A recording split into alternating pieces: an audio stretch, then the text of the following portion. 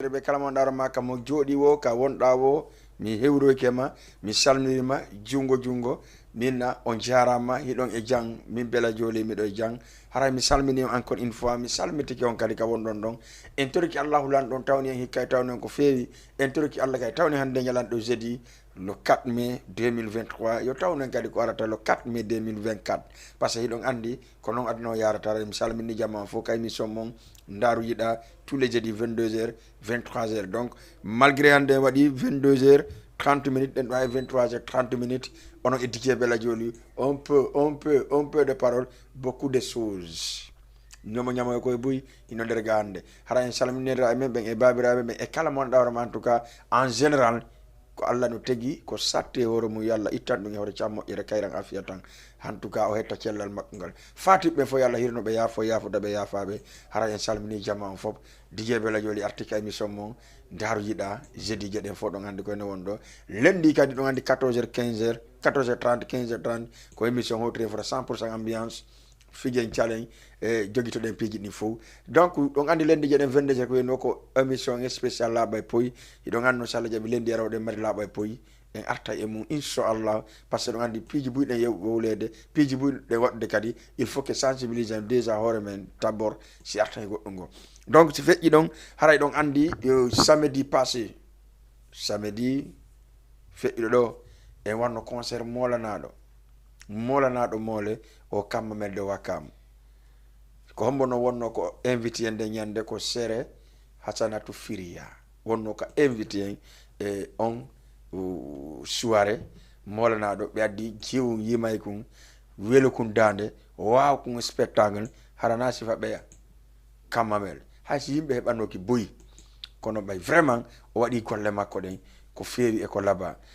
avant hande yo mi wadu goddum go yomi cionno numéro téléphone en arta e joni dum do garti buldo seda donc haray tigi non en yewta piji buy parce que do ngandi lagine do ngandi Sénégal hande par exemple sa ndari lagine manifestation jidi no heewi programme jidi no heewi piji ni busi no heewi il faut yewten dum don kadi faut yewten Sénégal lo kadi de reni affaire tendance politique on kay no heewi mais kono non be wi mo kala nanga ka do nangude don parce que nangi ka do nangude don a wadi mottu gonga olofu ben aya ka do yaade don hara numéro téléphone on existe hande kadi 78 116 82 38 78 116 82 38 hara men itti 206 209 plus 224 don hara men artay e cerveau vocal kadi won darma yetta sobbe dum no yombani be bay sincèrement parler yetta sobbe no huli noddugol men ka 206 wo mbuddi nyaamoto jonno men arta e de balle do sella jabe 88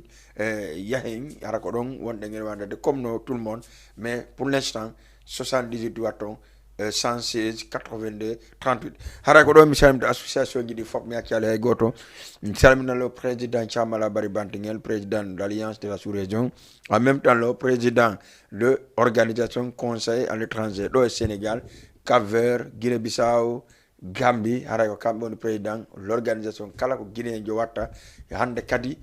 parce que dossier ji mabbe din ari kala ko concerne hande kadi e organisation Guinée be président mala jonnama dossier mun ko teddungal jama don kadi artay e de baldo parce que mer rencontre inshallah ko Jama TV wa wadde couverture mer rencontre ça le 14h do centre Bob be artay do kambe tigi wada plateau spécial ko hondu jeunesse conseil on woni wadde teru président conseil on monsieur Wuri Calere parce que do ngandi jeunesse on neutri ba mabbe ci non falande mi teverjene parce que ala kam huli ko mi huli taw ko Allah mi hersa non kadi be mi do hersude ben kono mi worray non jeunesse conseil on no décidi jabbagol président Wuri Calere jeunesse on ka conseil et puis wonde jeunesse Guinée on fop et rewbe fop association ji ni fop si Allah jabi no gassa jeudi aro hara kambe marden ka plateau do be yewta ko hondo organisation merci le directeur président Siaga Tog kanko le président jeunesse Guinée actuellement au Sénégal merci aussi à Habiboulaye le directeur cabinet le président Mamadou Salou Sow le directeur ASP merci beaucoup et idi aussi o rewno ka plateau ka télévision do kanko ni protocole président Mamadou Salou Sow idi rewno do nyande vraiment il a fait une excellente émission en tout cas weltani ki modum no fokari salmine kadi l'invité tous les invités yawno be ka concert et samedi on ka concert Sere Hasanatu Firia salmine kadi sere on fop andinembe non muran nun ko ni tun e ɓurini maintenant yoɓe jokkitu golle kadi par ce que miɗo sikki tun samedi ɓe fof ɓe fotta kay saga togɗa ɓe continua kon sere maɓɓe on kadi hara ɓe ha ɓaali ɓe siccali maintenant golle c'est comme ça yana hande immoɗa janggo yana janggo immoɗa faɗi jang c'est ça donc golle ta goɗɗo découragé o ta goɗɗo amo ko ɗum waɗi whatsapp mon on bon j'ai un peu gauche hay goto ala wolde ton malgré a sikka yara voilà c'est pas bon donc haray ɗon duwa nadde yewton ɗum salmin kran alpha koloban par ce que fidèle auditeur jo kanko e ɓeygu makko en salminimo kran ata traiteur jo gâteau en salminimo salminen wano mariama madame bari wondo ka crossement fewndo wondo yeyde ceke aloko firid broset gerto donc kala ko falɗa dal ko concerne ko ñamata ko ngara no woɗɗi e cellal sa yewti ka crossement ɗon a heɓay ara taxi moto ɓe fof menen jooma cak en fora meɗen jooɗi ɗon wonde min ƴakka brochette jiɗi e tout ça mi salmini kala jogui wonɗo ɗon jogui cak kañ kadi ka crossement wakkama si feƴƴi ɗon salmini élage boutique kadi kanko e Oumar e payko makko kadi mi salmini e moƴƴa kamɓe keɓe darde Jama TV salminen président Jamala Bari Banteñel toroɗen ɓe kadi yoɓe yarlo fatude nde ɓe ɓiyande nde donc ɗon andi mas mona ɗawrema on ɗon fayda wonno deuxiéme personnalité maɓɓe on ka atelier on ɗon Allah ƴettimo yo Allah hirnomo yafodamo yafaɓe merci yaray ɓe ka atelier foof muñintinama en tout cas wona o ma ɓe fof ɓe muñintinama famille kadi masi on fof muñintinama haray ko ɗum ɗon marɗen ko yewten si feƴƴi ɗon salminen madame Bari Safiatou e salminen ka Sérédio Diallo e fof ɓe salminama salminen Hajja Mariama Boyri haminen haali timbi kankadi mo darde émission on wi suuba beela mi darde émission hokkatala dédicace salminen kadi Binta Diawne kankadi ɓe darde émission on e souvent e salminen kadi association ji ɗi fof ko Hajja Sari 3 en accali hay goto sans plus tarder en yaha daren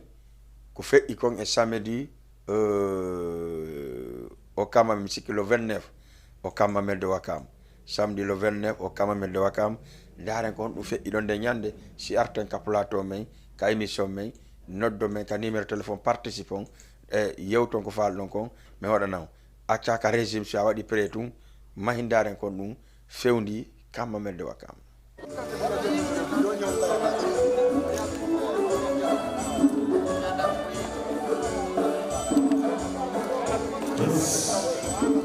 Yes, allô.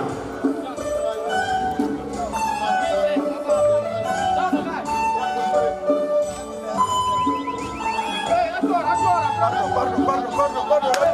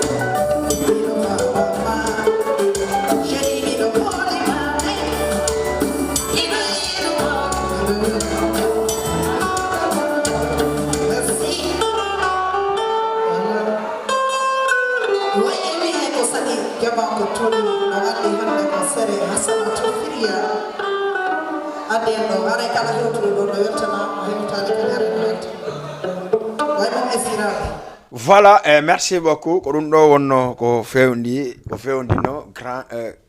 grande salle de Kamamel de Wakam samedi le 29 passé.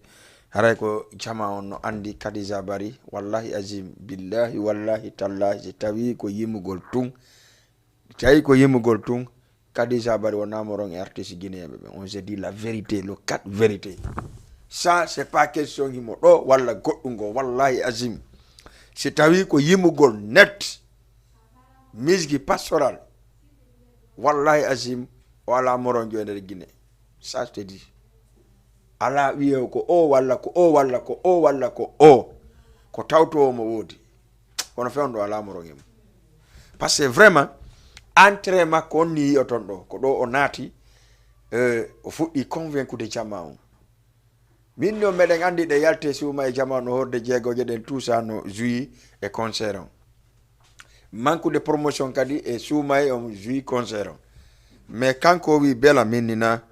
o wi si ɗon faala hara ko neɗɗo goto woni ka nder sal ga, mi jouay ko mi doit joude ko. Te wallahi kadi sa jouyi. Te moi, vraiment, mi remercie ma moƴƴa kadi, mi joni minima bon courage et bon courage. Téléspectateur de goto, gorko walla debbo ka ligne premier. Assalamu alaikum. Allo? Allo. On jarama. Alhamdulillah. Ko no fewndi to? Nanto Mamadou woni ko tan. Na? Mamadou. Mama Salou? Mama Salou depuis on to? Benatali. Benatali? Mama Salou day jang? Okay. La hedi ma kon waɗana ka kikire ɗon kadi. Allo?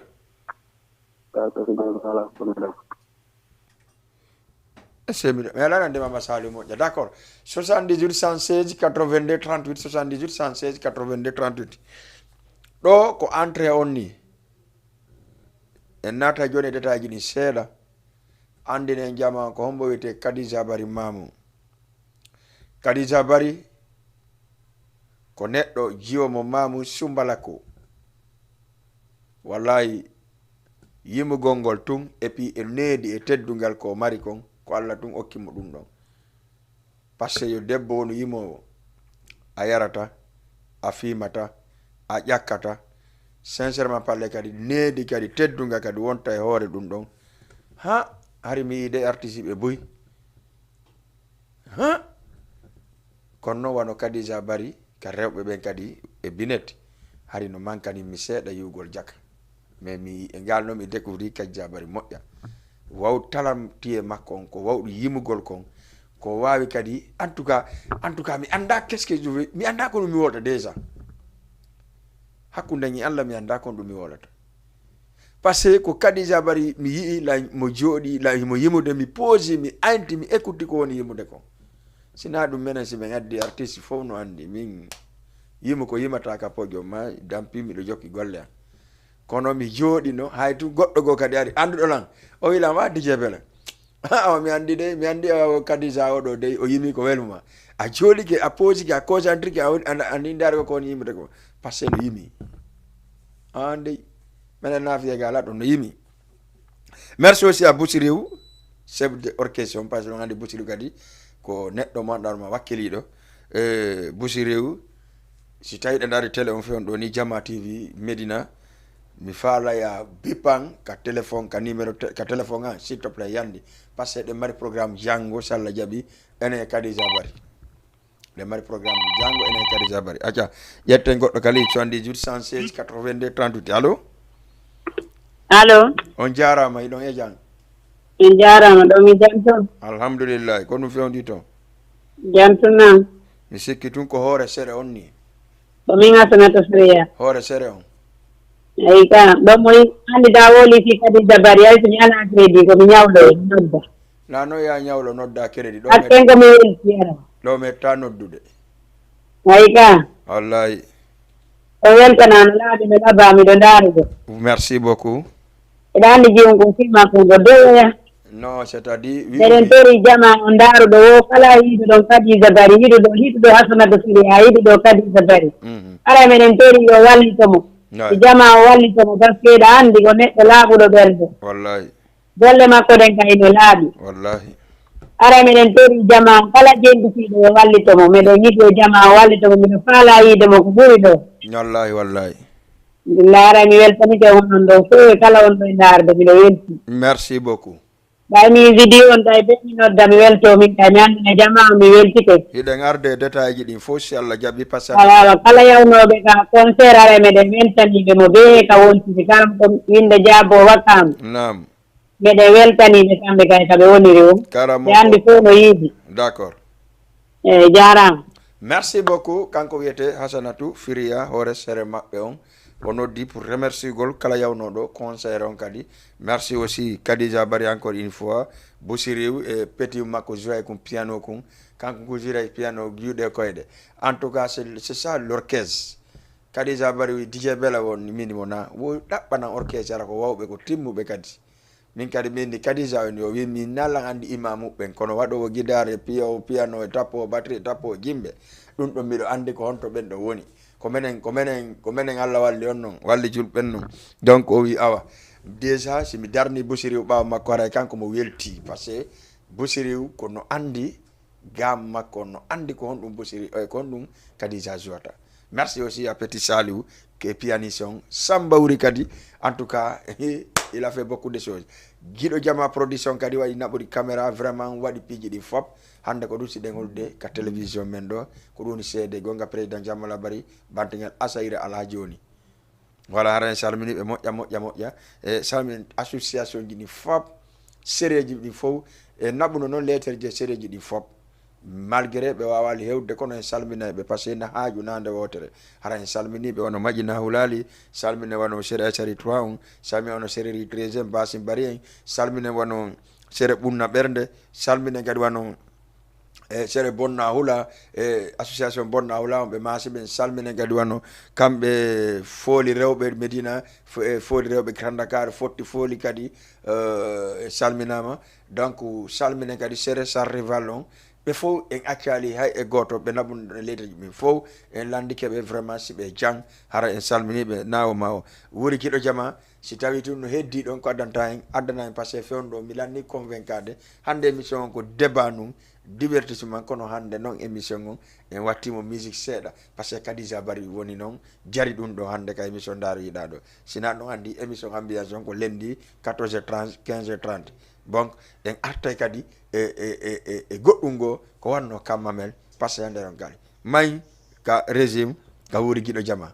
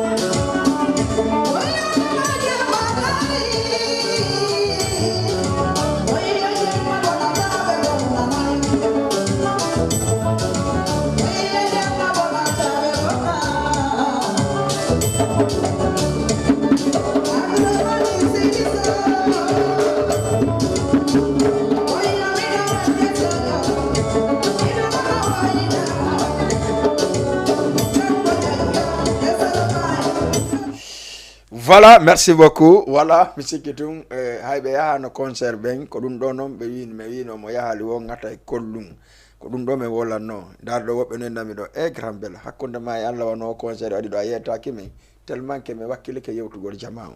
parce que émission pendant ka souma e meden wadde e bay souma kadi mayi Kadija bari invitama e fop wadama wona menen haray ko jamaa wonno ret nano dato moƴƴa mais quand même alhamdulillah bedo arben kam be weltike be wadi certifié kambe tigi be ni en tout cas har be wayri hebude sifa dum do e der Sénégal parce que sono bon acca yette goddo ka ligne allo allo assalamu wa alaykum salam wa rahmatullah on jarama hidon e jan do nodda mi on do make honno mi do noddam Côte d'Ivoire ko be labe ka wete sanno Côte d'Ivoire labe ka wiete sannu woni kamon oui ko idon darde télévision on idon darde ka réseaux sociaux télé on depuis Côte d'Ivoire wallahi no la wallahi depuis Côte d'Ivoire ka wete Lakota d'accord on fendi to ala golle no yodi no laba modi merci beaucoup merci me weltani ki o moƴƴa ala men salmini musidal ame wonbe Sénégal ton fop d'accord ona o ma o mede ma tongore jonowe Alpha Amadou wondo Pikine nam musidal amen noka Aynuman Guédiawaye d'accord hara mi salmini fo mi jarni fo lando sino hidonge jam d'accord meden e jang awa haray o yafoto no seeɗa haray ko inde mo mi humpa seeɗa parce que haray daari kono miɗo mannaki voilà inde an no wiye ko ɓe wiyatanmi ko DJ Bella Jolil DJ Bella Joli way awa jaram boy jige Bella Joli haray nam en sa jaro yadi kadi si Allah jaɓi mi weltani ke ɓe laaɓi ɓen fof Allah faw on jang Côte d'Ivoire to amin ya Allah merci mi weltani ke o moƴƴa nani merci bien ara mi noddito yon kadi si Allah jaɓi d'accord merci beaucoup c'est comme ça merci Côte d'Ivoire donc ande mari auditeur be buy wonbe Côte d'Ivoire be darde mi tonga réseaux sociaux donc DJ Bella Jolil ko du wadi vraiment ara de weltani jamma fof jette goddo kadi ka ligne allo allo oui d'accord oɗo noon o bippu déjà ça bi hay waɗɗa ligne tuɗo ano dañi ana noon fi bippa donc c'est pas bon c'est un peu gauche quand même en salmini jama on fop mi yantina jama on si Allah ɗo jaaɓi alliance de la sous-région no arde fi ñande julde donking e bimbi julde donking hiɗon iɗen arde fi ñande julde e bimbi julde ɗen gade tappe fort kadi ɓayɗon andi alliance de la sous-région peyda malabari ɓe wi wo voilà moy lolu gonga wala fuɓɓen ñande julde e bimbi julde yo andu alliance no mari concert molanaɗo ɗo e Dakar Sénégal acca ƴette goɗɗo ka ligne assalamu aleykum allo Dije Bella nala to nday jang jantu nala ton alhamdulillah ko hombo mi andi talima ko Jibril Telmile monsieur Jibril Telimile ay sikkino Tuguel na Telimile wonɗa ni ko wiyete ɗon Tuguel Senta Tuguel Senta ka Fatou Senta en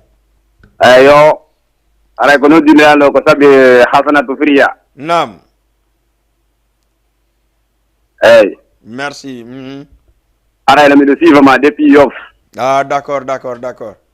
eyi aray DJ a salminama aray émission ma no yooɗi merci beaucoup merci Jibril aray an kadi a weltanama toon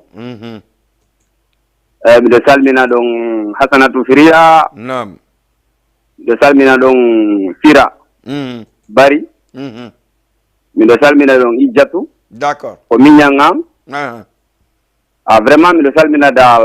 yaadiɓe maɓɓe ɓen fof merci beaucoup Jibril aray DJ an kadi a salminama aray émission ma ono laaɓa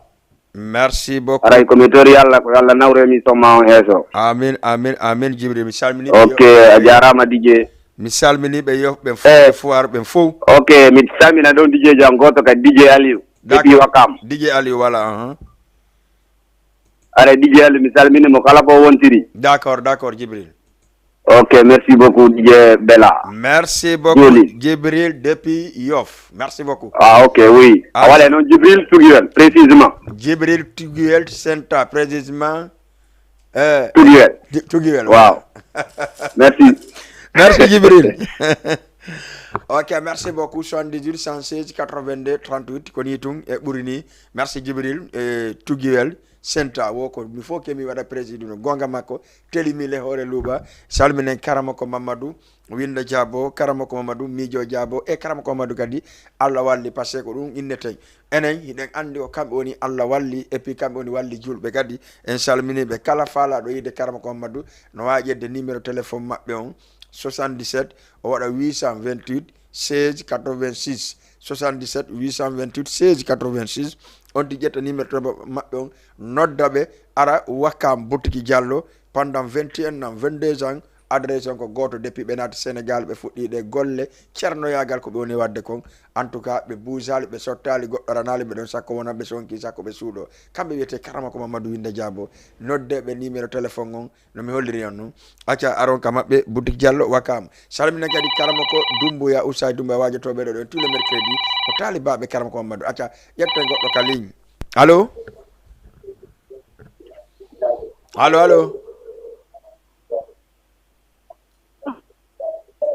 ka waɗa pere merci beaucoup wonɓe Dakar ɓen kay no dardaɗan émission on surtout ma wonɓe boutique ɓen fop par ce que fewɗo boutique ɓen fof Medina Dakar Ñaay Cokel ha memo Dakar Plateau hara ɓe daɓe suivre émission mi salminiɓe goto hay si mi anda inde mabɓe ñande miɗo naɗa tun e boutique la daɓɓa crédit ka téléphone ngal goɗɗo ni o grand ko a watta émission o merci beaucoup mi salmini depuis Ñaay Cokel haray donc merci big up à toi miɗo weltani on onon kadi wonɓe nangi sivude ɓen welto kadi émission on par ce que ko fimon nafiyan donc ko onon woni welnude émission on sina si goɗɗo lanno joni DJ Bella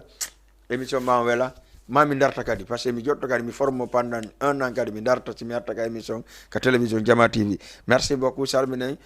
kadi e Boubacar Ambassade kankari mo darde émission on en salminimo salminen Matar ka boutique kay kadi en salminimo e salminen kadi Grand Isaga kankari mo darde émission on depuis Medina acca ƴette goɗɗo kadi ka ligne allo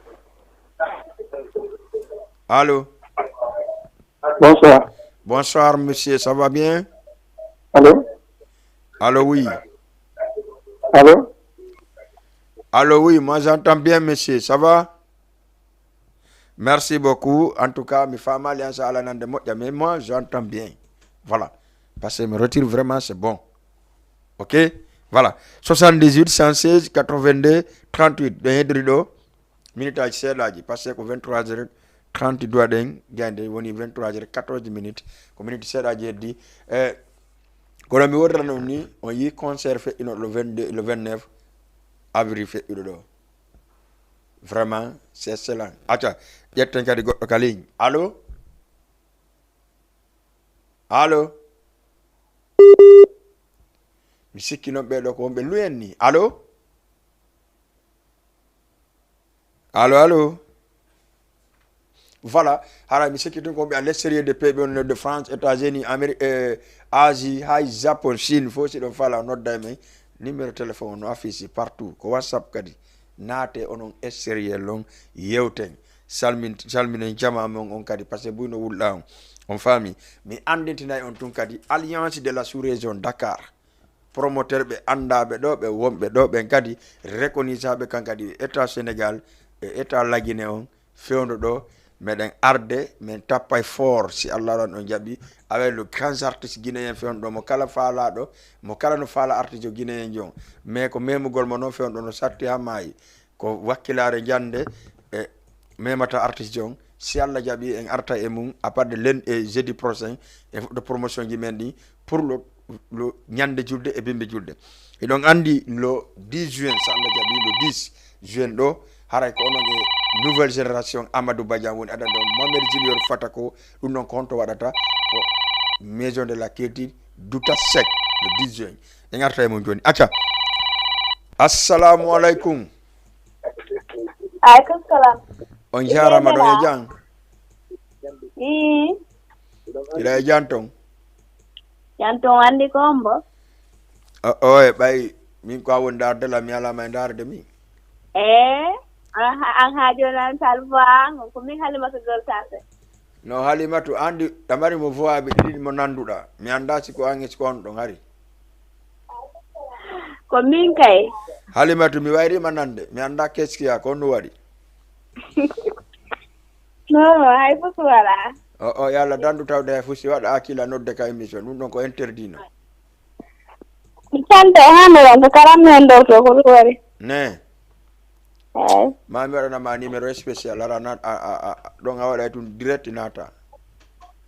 awa sella jeewi salminima tawange modi ma nani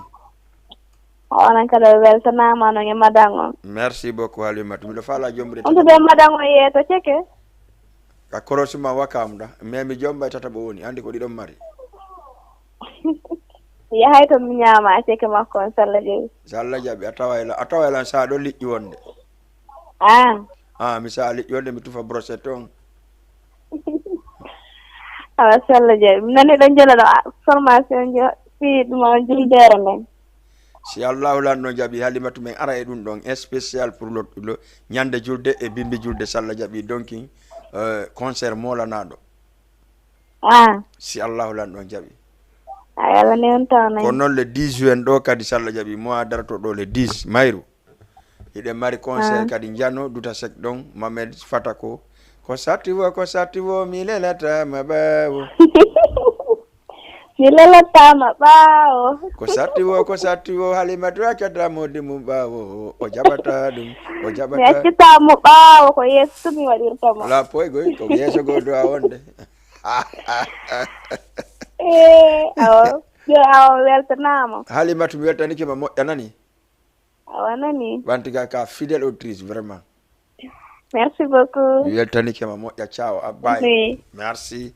acca merci Halimatu depuis Guel Tapée vraiment miɗo weltanima moƴƴa ƴetten kadi goɗɗo ka ligne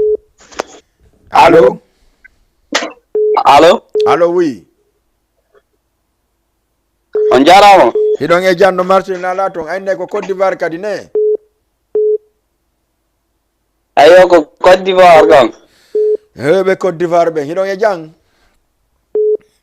amene e jam onon le toon alhamdoulillahi rabbil alamina kono ɗum fewni Côte d'Ivoire fewno ɗo ñaami walla cekke on e banana lokko on ɗon continue ɗum ka nini ɗum no continue ga est ce que invité e awgol kabaje de Côte d'Ivoire kadi kaba be away to kaba mais away ga kaba kam il faut inviter mi Côte d'Ivoire mi nyama aceke Côte d'Ivoire on seeda e loko on ka ayo do mais invité on ga fewno parce que mede fala Jama TV kadi yo wonu tong représentant si Allah wala jabi yara kala ko fe etaga Jama TV kadi fe ton ay Allah ne onange amin yara kono de inde de ko Ahmed Diallo Ahmed depuis Côte d'Ivoire ayo ankadi ko labe eɗen darde émission mo vraiment émission mo no foti dey merci beaucoup kono fonnimo wallahi kono fonni émission ayo ko mbokata dédicace ɗon amen na ko bonɗa hokkude dédicace a kikiɗe ɗo mi fuɗɗori o monon ɗon e wonɓe ka machine ji ɓen e wonɓe ta komon ɓen ɗon fof ɓeɗo fof caméra ji ka régime fof no ɗo meɗen heewi nder ɗo tew ɓe fof mi jonni kay ɗon Paykun Saare ngal paygal labaga ngal nandaɗe e payle voilà Paykun Saare ngal paygal labaga ngal nandaɗe e payle d'accord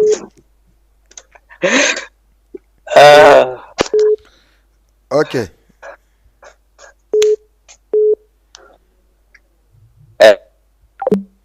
merci beaucoup e calmini ɓe Côte d'Ivoire ɓen allo oui on jarama de ɗon e jang ala to ono kay ɗo noddami on komin Farmata Bissau depuis Wakam Fatmata Bissau depuis Wakam Farmata Bissau Bissau depuis Wakam ɗay jam Fatmata nala to émission momo weɗilan dey merci beaucoup min kadi a weɗilan dey aray mino salminde on fu awa Fatmata yo aray mino faala ɗon son oya honno Boma ka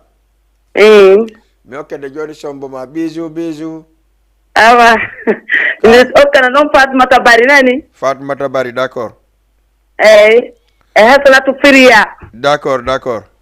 amino salminamo Buyna merci beaucoup e Rabi depuis Grand Dakar d'accord e DJ Bella donc merci jarama merci beaucoup mi weltanike manani aca DJ wuri giɗo jama adnalan taw il faut que soditen ɗum ɗon par ce que oɗo torike Mboma bisou ƴetten taw goɗɗo ka leñ kadi certain e Mboma salminen Houssayi assalamu aleykum série de mon cœur aleykum salam wa rahmatullahi DJ Bella Jolil oui ça va no marsude ɗon e jang marsude alhamdulillah ko ɗum fewndi ton yaltu andi fi ko hombo na Mr Alpha ni monsieur Alpha ha Kolobane Allah danɗo on ti tawde no imminede furede nene goto an on Mr Alpha moƴƴa jikke ka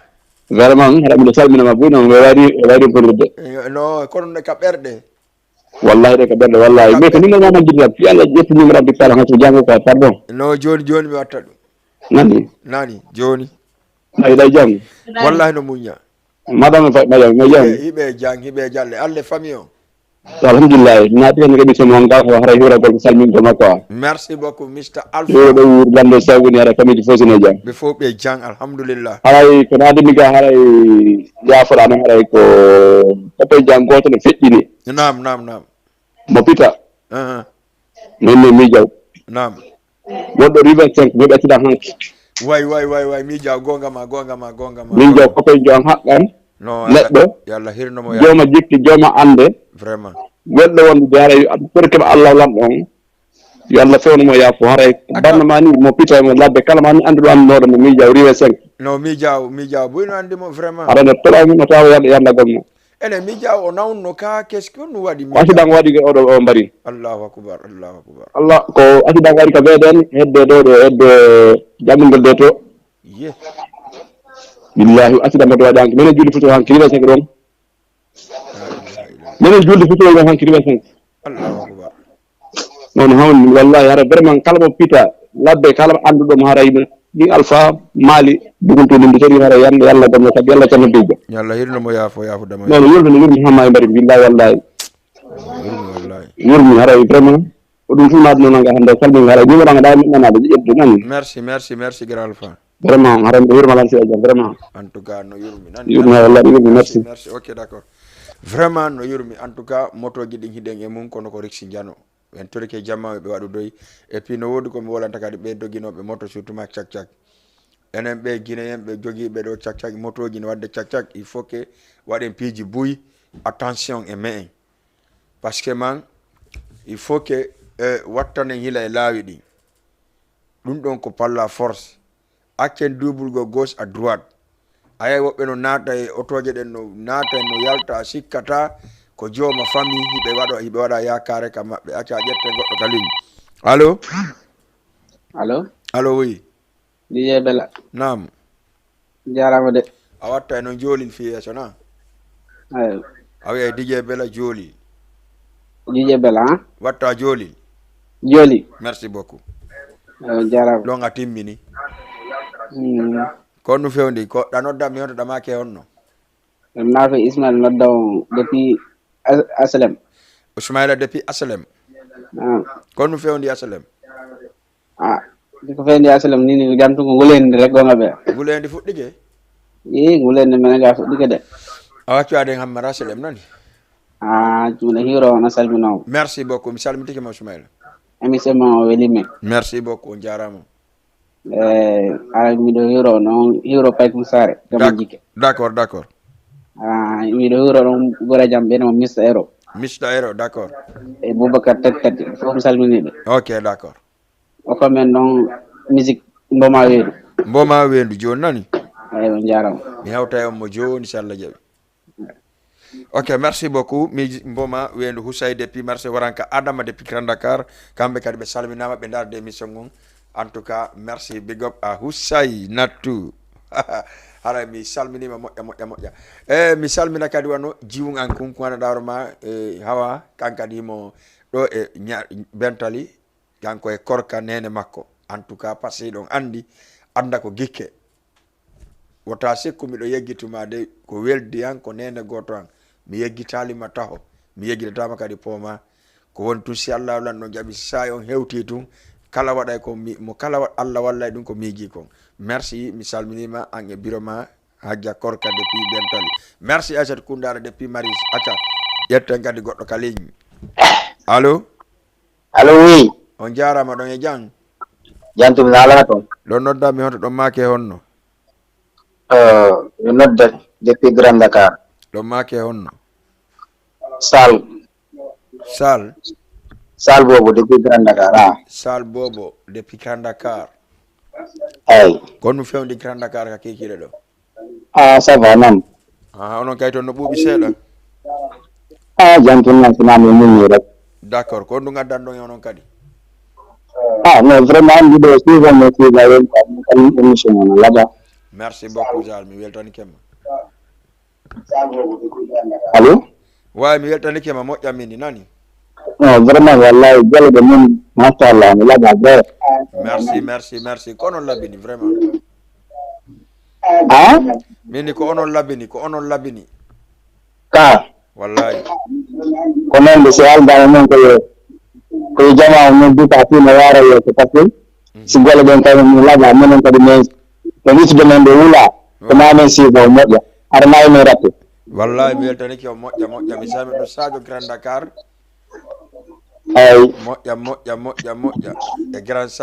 Salou Bella ok e Aissatou ɓeygu maɓɓe ok haray yamin nan telam ndo ko son goto mi banga ngi mo tanko après ko habi sakko ko keson Habibou fata ko keson si Allah jabi nani ara la kan mo den ɓeygu ma Hawa Ba en salmini Hawa Ba moƴƴa ok merci e ɓiɓɓe ɓen fof no kamo ɗon kadi e partenaire jan goto kadi ɗon nano buuganmi ni Grand Dakar d'accord Ok, merci. Merci beaucoup. Ok, grand, merci beaucoup. Acha, maindaren kanko wiyete mboma wendu. Bijou, clip mo wadi, morso mo wadi Côte d'Ivoire, Angola, o wadi ton kadi clip on, o wowli hala okkemo Aissatou Bissau. E kanko kala torinoɗo mo kanko mboma wendu. Bijou CRT non wayinto den Kadija Bari adden kaɓe yimuno karama ko Mamadou Winde Diabo ɗon si tawi non wayinto den ha kadi e lendi 14h 15h waɗe 100% ambiance avec DJ Bella joli ɗon fort nombre 1 sa génération min yo ñande julde bimbe julde vous ratez surtout pas en arta e ɗum ɗon kadi le 10 juin onon e nouvelle génération centre culture Douta Sek Medina Dakar Rue 25 avec Mamed Junior Fatako en arta kadi e ɗum ɗon spécial parce que mi invité Badiang o andinami ko honno organiser o concert ɗo samedi le 10 juin maydare mboma arta ka plateau men.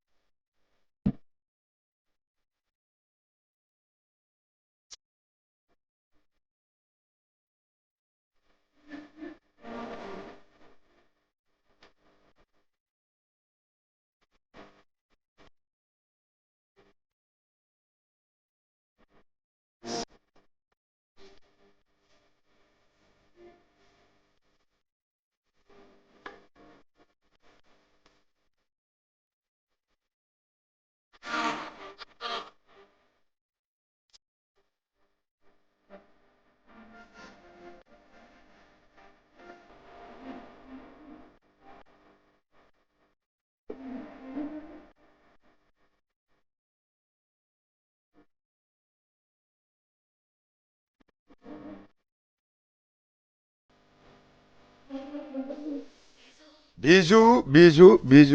signé mboma wendu lo ngandi mboma ko pay ko fetu ko fewndo musique pastoral guinéen anani wo si tawi mi anda ko honno ko bon pulal d'abord woli so wol dum don acca en wawa nebatara e waydodiri ka émission men mi accide on non e Kadija Bari ka yimuno winda Diabo don kono mi waynto woni passé déjà il est 34 minutes o okay 3 minutes waynodiren ɓayɗo gandi duwaji ɗi no jaabi mi salmini kala wonnoɗo noddelan hande e kala noddoɗolan lendi 14h30 so Allah jaaɓi 15h30 100% ambiance amateur o fiita ɓe mono walla fiya ɓe mono hara en salmini kala association wonɗo ɗo min noon je vous donne rendez-vous le 10 juin au centre culturel de Douta Seck Médina Dakar entrée 5000 francs VIP 3000 francs ka julle poore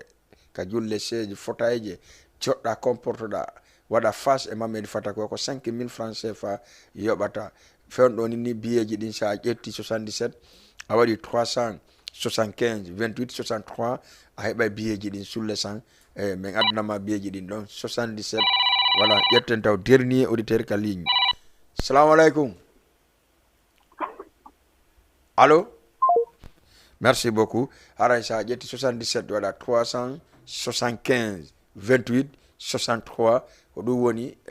jogiiɗo biyeji ɗi sa noddi ɗon siɗa faala ko cak mi watta ɓe naɓanama ha kama biye 3000 biye 5000 merci beaucoup kono mi woddirani on noon si Allah ɗo ɗon jaaɓi en arta e Kadija Bari kadi par ce que en harali concert makko en arta e Kadija Bari no organise ɗen kadi ɓuri ni par ce que ɗo anndi wo sa rekili ha kono sotira wonda e wonde to Allah jaaɓi ƴawamiron kono mi andinayi on ɗo Kadija Bari himo ɗo si Allah lan ɗon jaaɓi o wona e Kadija Bari la reine de pastoral inchallah summa kana c'est mayali karama ko Mamadou meɗen tori on duwa karama ko Mamadou meɗen tori on ballal en tout cas e kunji wiyete on Kadija Bari men tori on ballal vraiment parce que ko neɗɗo neyiɗo wawɗo yimude il faut que jama wallitomo hara so feƴƴi ɗon mi salmini jama fop mi accali hay e goto on jadi bayi daren Kadija Bari dernier mi hakkide on e ɗum ɗon mi wayno merci beaucoup ciao tout le monde et lundi 14h 15h merci